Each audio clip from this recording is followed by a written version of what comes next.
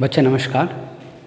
चलिए इस बार हम एक नया पाठ लेकर आपके सामने आया हूँ जो आपके 10वीं कक्षा के पाठ है कश्मीरी सेब।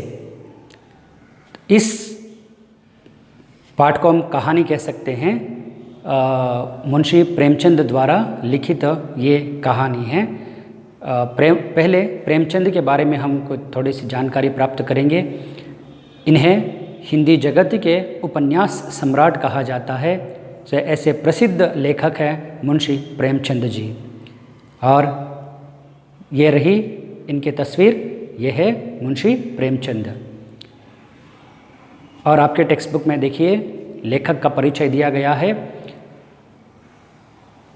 प्रेमचंद जी का जन्म 31 जुलाई 1880 को वाराणसी के पास लम्ही नामक गांव में हुआ था। इनका वास्तविक नाम धनपत राय था। वे शिक्षा विभाग में नौकरी करते थे। बचपन में ही प्रेमचंद मातृ प्रेम से वंचित रहे। इनका जीवन गरीबी में ही गुजरा। वे मैट्रिक तक ही पढ़ पाए। वे यथार्थवादी कथाकार थे। इनकी प्रमुख रचनाएं इस प्रकार हैं: गोदान, सेवा सदन, गबन, निर्मला, कर्मभूमि आदि इनके कुछ प्रमुख उपन्यास हैं। बड़े घर की बेटी, नमक का दरोगा, पंच परमेश्वर, पूस की रात आदि इनकी प्रसिद्ध कहानियां हैं। प्रेमचंद जी की कहानियां मानसरोवर नाम से संकलित है। बच्चे ये लेखक का परिचय है। शायद धनपत राय इस नाम से आप अनजान हैं, लेकिन प्रेमचंद नाम से आप बहुत चिरपरिचित है। पहले धनपत राय उसका नाम था और बाद में वे लेखन कार्य शुरू किए, तब इनका नाम प्रेमचंद बन गए। और इनका जन्म वाराणसी, उत्तर प्रदेश के वाराणसी के पास लम्ही नामक एक गांव में हुआ था 31 जुलाई 1880 में।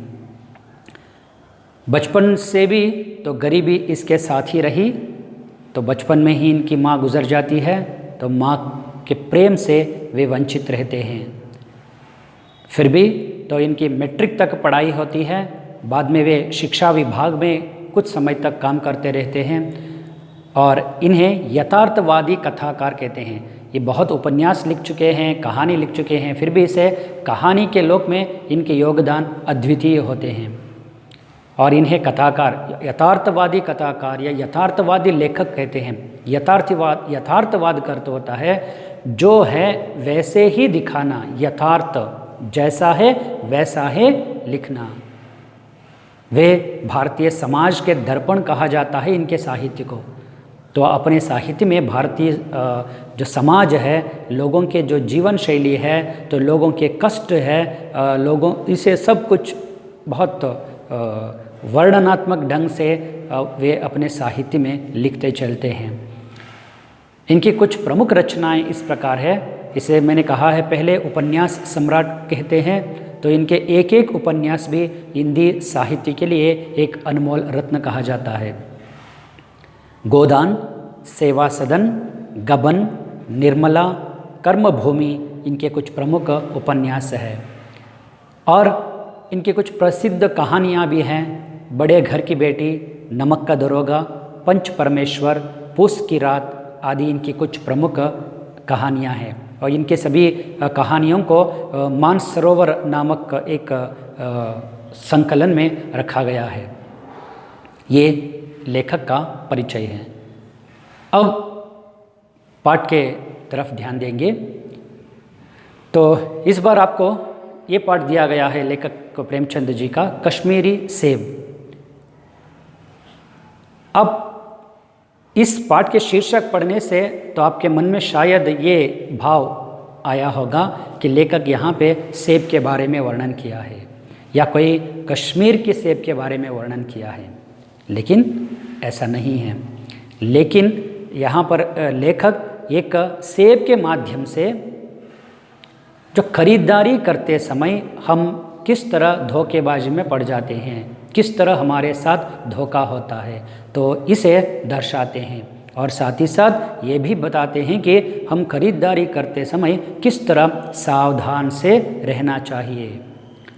जब तक आप सावधान नहीं रहते हैं तब आपके साथ धोखा होते ही रहते हैं। जब तक धोखा खाने वाले रहते हैं तब तक धोखा देने वाले भी रहते हैं। तो इसलिए आप हमेशा सतर्क रहना चाहिए। तो इस पाठ में लेखक इन अंशों को बताते हैं। हालांकि इसे कहानी कहा गया है, ये कहानी ऐसी कहानी है जो लेखक के जीवन में जो अनुभव हुए हैं उन्हीं अनुभवों को लेखक यहाँ पर वर्णन करते हैं। और मैंने कहा है हर एक पाठ का एक आशय होता है। देखिए इस सेब कश्मीरी सेब पाठ का आशय क्या है, तो आपके टेक्स्ट बुक में देखिए। लेखक अपना अनुभव बताते हुए पाठकों को सचेत करते हैं कि अगर खरीदारी करते समय सावधानी नहीं बरतें तो धोखा खाने की संभावनाएं होती हैं। देखिए आप एक ग्राहक हैं, जब आप किसी व्यापारी के पास जाते हैं या कुछ चीज़ें खरीदने के लिए जब जाते हैं तब आप बहुत सतर्क रहना पड़ता है, तो बहुत सावधानी से आप रहना पड़ता है। अगर आप सावधान नहीं रहते हैं तो ज़रूर आप धोखा खाते हैं। तो ऐसा अनुभव लेखक को भी यहाँ पर होता है और वो सेब खरीदने के लिए जब जाते हैं तब, तो इसलिए लेखक इस पाठ को ये नाम रखा गया है कि कश्मीरी सेब। बच्चा आप सेब के बारे में तो जानते हैं, तो हमारे भारत के जो उत्तर भाग में जो कश्मीर है वहाँ पर सबसे ज़्यादा सेब उगाए जाते हैं और इसलिए सेब का एक विशेषण भी लग जाते हैं कश्मीरी सेब। वहाँ के जो सेब बहुत स्वादिष्ट होते हैं और हमारे पूरे लगभग भारत में जितने सेब हमें मिलते हैं वो कश्मीर के हैं। इसके साथ साथ और कुछ विदेशों के सेब भी आते हैं, जैसे आपने देखा कि ऑस्ट्रेलियन सेब भी हैं, ओके। और उन सेबों को परखने का जो बहुत आसान तरीका है वहाँ के रंगों से। कश्मीरी सेब के एक रंग होते हैं और बाहर से जो विदेशों में आने वाले सेबों के कुछ रंग होते हैं, इसलिए रंग और स्वाद के आधार पर हम सेबों का हम विभाजन कर सकते हैं।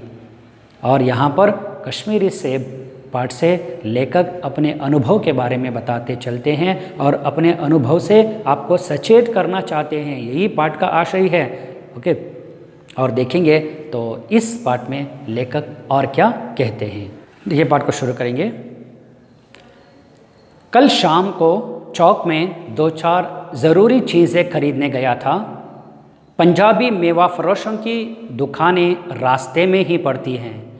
एक दुकान पर बहुत अच्छे रंगदार गुलाबी सेब सजे हुए नज़र आए। जी ललचा उठा। आजकल शिक्षित समाज में विटामिन और प्रोटीन के शब्दों में विचार करने की प्रवृत्ति हो गई है। टमाटो को पहले कोई भी नहीं पूछता था, अब टमाटो भोजन का आवश्यक अंग बन गया है। गाजर भी पहले गरीबों के पेट भरने की चीज़ थी। अमीर लोग तो उसका हलवा ही खाते थे, मगर अब पता चला है कि गाजर में भी बहुत विटामिन है, इसलिए गाजर को भी मेज़ों पर स्थान मिलने लगा है।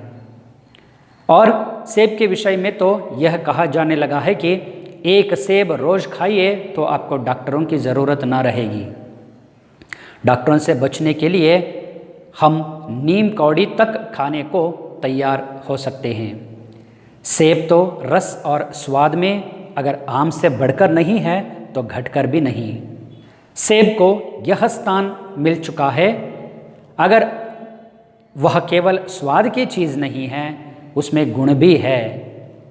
हमने दुकानदार से मोल भाव किया और आधा सेर सेब मांगे।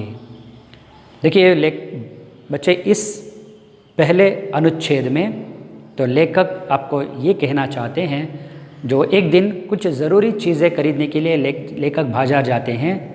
जब बाज़ार जाते हैं वहीं चौक में, चौक मतलब जो चारों तरफ के जो रास्ते मिलते हैं, जिसे आप आजकल जो सर्कल कहते हैं, तो दुकानों के जो चौक होते हैं, वहाँ पर एक पंजाबी मेवा फरोश मतलब फ्रूट सेलर, तो उनकी एक दुकान वहाँ पर थी। तो वहाँ पर तरह तरह के फलों को वहाँ पर सजाया गया है और वो रास्ते में ही वो दुकान थी।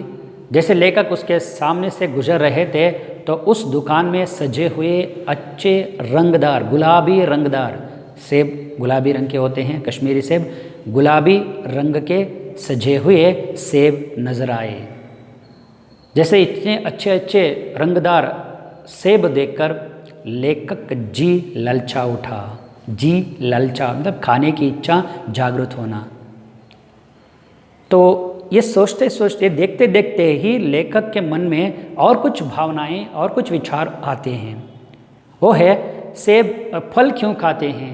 फल खाते हैं हमें विटामिन और प्रोटीन ये भी मिल जाए। पेट भरना तो आम बात है, फल खाने से पेट भरता है, लेकिन उसके साथ साथ हमारे शरीर के लिए जो विटामिन और प्रोटीन होते हैं उन प्रोटीनों हमें ज़रूर शरीर को देना है, इसलिए इन फलों को हम खाते हैं। आजकल लोग शिक्षित होते चले गए, जैसे जैसे वे शिक्षित होने लगे, एजुकेटेड होने लगे, तो हर एक चीज़ में कौन से विटामिन हैं, कौन से प्रोटीन हैं, तो ये खाना है, ये खाना है, ये सुबह खाना है, ये शाम को खाना है, इस तरह की सोचने की जो शैली आजकल ज़्यादा हो रही है। तो पहले यहाँ पर लेकर गाजर और टमाटर की बात कहते हैं। इन चीज़ों को पहले कोई नहीं पूछते थे, तो गाजर सिर्फ अमीर लोग हलवा बनाकर खाते थे और टमाटर को कोई नहीं पूछते थे। लेकिन आजकल लोगों में ये शैली बदल गई, इनके विचार बदल गए कि टमाटर में भी विटामिन्स होते हैं, गाजर में भी ज़्यादा प्रोटीन विटामिन होते हैं, इन विटामिनों से हमारे शरीर स्वस्थ रह सकते हैं। ये विचार उनके मन में आते ही तो लोग उसे भी खाने लगे, ज़्यादा खाने लगे। तो ये लेकर ये सब देखकर उनके मन में ये विचार करते हैं। जैसा सेब के बारे में अगर लेखक कहते हैं, देखिए फलों के राज आम कहते हैं, और उनमें आम में अत्यधिक विटामिन होते हैं। हमारे शरीर के लिए जितने जो अच्छे विटामिन चाहिए वह सभी आम में होते हैं। आम की तुलना में अगर सेब करते हैं तो आम से बढ़कर नहीं, लेकिन आम से घटकर भी नहीं है। मतलब आम के बराबर विटामिन प्रोटीन सब सेब में भी मिलते हैं, कैल्शियम सबसे ज़्यादा मिलते हैं। तो इसलिए कहते हैं ना, हर रोज़ एक सेब खाइए तो डॉक्टरों से दूर रहिए। तो अगर आपके स्वास्थ्य इतने अच्छे हो जाते हैं तो आप डॉक्टरों के पास जाने की ज़रूरत ही नहीं है। इसलिए हमें सबसे ज़्यादा फल और सब्जियों को ज़्यादा खाना चाहिए। जब आप ज़्यादा खाते हैं, ज़्यादा मतलब वो हमारे शरीर के लिए जितना चाहिए समय के अनुसार हमें उसे हमारे शरीर को अगर देते हैं तो हमारे शरीर स्वस्थ बन जाते हैं। लेखक यहाँ पर वही कहते हैं। आम और सेब की तुलना में सेब आम से बढ़कर नहीं है, लेकिन उससे घटकर भी नहीं, वो समान हैं। तो इसलिए लेखक के मन के जी ललचा उठता है, चलो एक और दो सेब खा लें। और फिर दुकानदार के पास जाते हैं, मोल भाव किया। मोल भाव मतलब बार्गेनिंग। तो वो कुछ दाम बताता है, लेखक उसे ऐसे वैसे कुछ मोल भाव करने के बाद लेखक आधे सेर सेब मांगते हैं। तो ये पहले छंद में है, और अगले छंद में हम देखेंगे लेखक के साथ क्या होता है। तो क्योंकि वहाँ पर खरीदारी हो रही है, लेखक तो विश्वास किया दुकानदार पर, और विश्वास रखते हुए लेखक कहते हैं कि चलो देना, लेकिन विश्वासघात दुकानदारों से होता है। और बच्चे इसके साथ साथ इस पैराग्राफ में और एक बात आपको ध्यान से देना है, वहाँ पर मोल भाव करने के साथ साथ वहाँ पर नाप तोल के बारे में कहते हैं। आधा सेर सेब, सेर इस तरह हिंदी में जो मोल भाव तौलने की जो बात होती है, नाप तोल जिसे कहते हैं। देखिए, नापना, तोलना, नाप तोल। जैसे आप शायद टीवी में एक चैनल में आता है नैप तोल, आप कहते हैं nap, that is not nap तोल, नाप तोल।